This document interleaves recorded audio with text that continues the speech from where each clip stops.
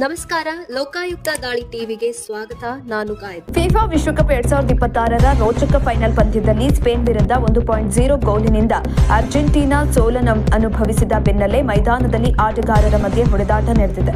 ಪಂದ್ಯದ ಅಂತಿಮ ವಿಸಿಲ್ ಊದಿದ ತಕ್ಷಣವೇ ಲಿಯೋನೆಲ್ ಮೆಸ್ಸಿಯ ಆಪ್ತ ಸಹಪಾಠಿ ಹಾಗೂ ಅರ್ಜೆಂಟೀನಾದ ಮಿಡ್ಫೀಲ್ಡರ್ ಲಿಯಾಂಡ್ರೋ ಪರೆಡೆಸ್ ಅವರು ಸ್ಪೇನ್ ಆಟಗಾರರ ಮೇಲೆ ಹಲ್ಲೆ ನಡೆಸಿದ್ದು, ರೆಫರಿ ಅವರಿಗೆ ಪಂದ್ಯ ಮುಗಿದ ಬಳಿಕ ನೇರ ಕೆಂಪು ಕಾರ್ಡ್ ಅನ್ನು ತೋರಿಸಿ ಮೈದಾನದಿಂದ ಹೊರಹೋಗಿದ್ದಾರೆ. ಪಂದ್ಯ ಮುಗಿದು ಸ್ಪೇನ್ ಆಟಗಾರರು ವಿಶ್ವಕಪ್ ಜಯದ ಸಂಭ್ರಮಾಚರಣೆಯಲ್ಲಿದ್ದಾಗ ಕೋಪಗೊಂಡ ಲಿಯಾಂಡ್ರೋ ಪರೆಡೆಸ್ ಸ್ಪೇನ್ನ ಡಿಫೆಂಡರ್ ಎರಿಕ್ ಗಾರ್ಸಿಯಾ ಅವರ ಬಳಿ ಧಾವಿಸಿ ಅವರ ಕುತ್ತಿಗೆಯನ್ನು ಬಲವಂತವಾಗಿ ಹಿಡಿದು ನೆಲಕ್ಕೆ ತಳ್ಳಿದರು.